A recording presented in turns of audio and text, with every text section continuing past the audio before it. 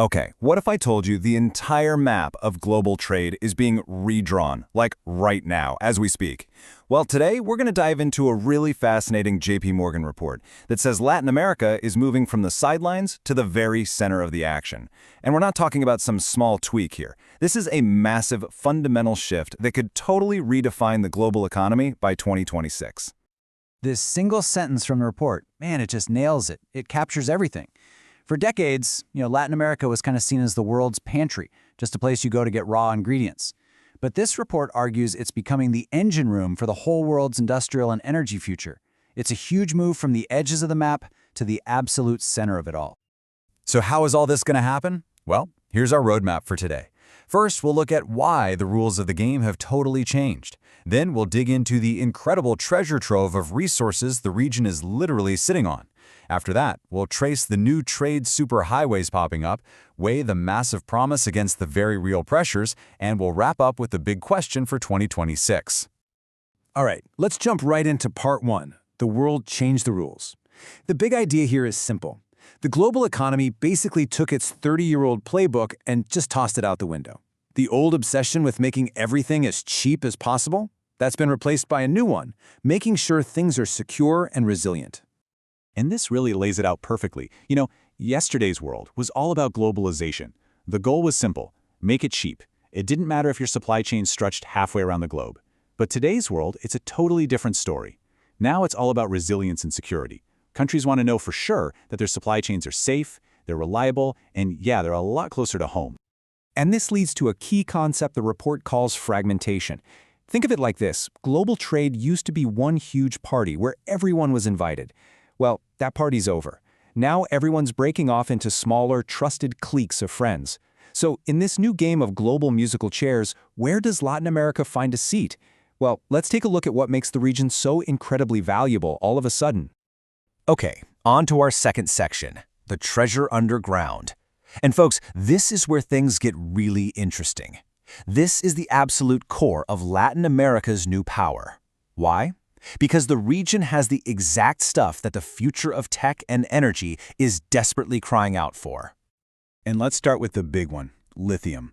Just look at these numbers. Latin America is sitting on roughly half of the entire world's known reserves. Let that sink in for a second. Without this lithium, there is no EV revolution. There's no large-scale battery storage for clean energy. It is that simple. But it's not just about the lithium, not by a long shot. The region is a powerhouse across the board. We're talking more than a third of the world's copper, which the report calls the binding constraint for the AI revolution. I mean, you literally can't build all those new data centers without a ton of it.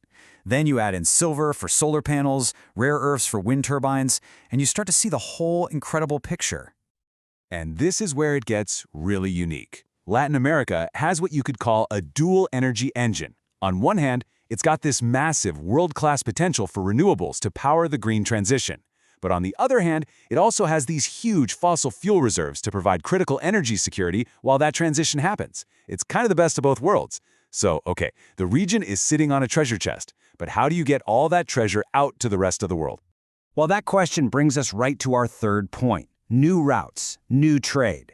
We're talking about huge infrastructure projects that are literally rewiring the superhighways of global trade and putting Latin America right at the center of it all.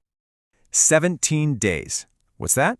Well, that is the incredible amount of time that could be shaved off shipping agricultural goods from the heart of Brazil all the way to markets in Asia. That's not just a small improvement. That's an absolute game changer. And it's all thanks to one massive new project. And here it is, the Bio-Oceanic Corridor. Now, don't just think of this as a road. It's more like a massive new artery connecting the Atlantic Ocean to the Pacific, straight through the continent. It's basically a land-based alternative to the Panama Canal, which creates this incredibly direct, faster route to get South American goods over to Asia. So while South America is building this huge east-west corridor, Mexico is playing a slightly different but just as important game. Its secret weapon is its deep rail integration with the U.S. That makes it the #1 spot for nearshoring. Companies moving their factories closer to their customers in North America. So you've got the resources, you've got the new routes. This sounds like a guaranteed win, right? Well, there are always two sides to every story. And that brings us to a really crucial section, the promise and the pressure. Because let's be real, For all of this incredible opportunity, there are some pretty significant hurdles the region has to clear. It's the classic two-sided coin. So let's just recap the promise side. It's undeniable. You have this perfect storm of positive factors, a lockdown on the minerals of the future, the perfect geographic spot for nearshoring, that awesome dual energy advantage, and new infrastructure to tie it all together. This really is a once-in-a-generation opportunity. But then there's the pressure side of the coin, and the report doesn't pull any punches here.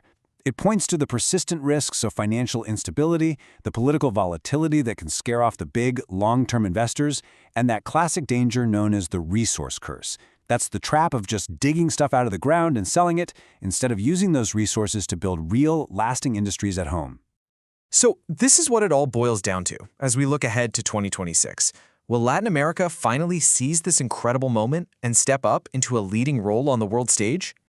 And really, this is the bottom line. Latin America has all the right ingredients. It's got the perfect recipe to be a major global player in this new world.